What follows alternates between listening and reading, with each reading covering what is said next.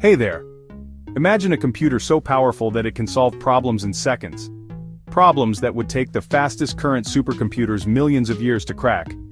Sounds like sci-fi, right? Well, welcome to the world of quantum computers. So, what exactly is a quantum computer?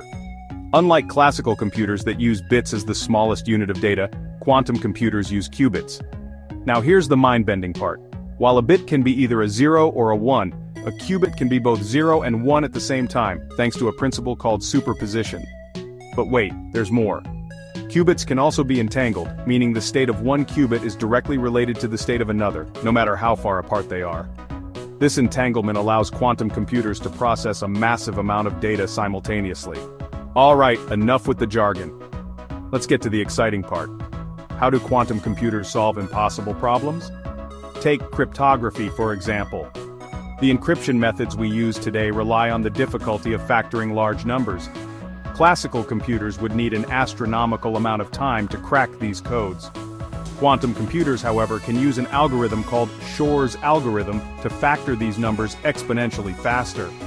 This means they could potentially decrypt data that was previously considered secure. Imagine the implications for cybersecurity. But it's not just about breaking codes. Quantum computers excel at optimization problems too. Think about finding the most efficient route for delivery trucks, or the best way to allocate resources in a large-scale system. These problems have countless variables and potential solutions, making them incredibly complex. Quantum computers can analyze multiple scenarios simultaneously, pinpointing the best solution in a fraction of the time. And the applications don't stop there. In the field of medicine, quantum computers could revolutionize drug discovery. By simulating molecular interactions at an unprecedented scale, they can accelerate the development of new treatments and cures. Imagine personalized medicine that's tailor-made for your specific genetic makeup. Of course, we're still in the early days of quantum computing.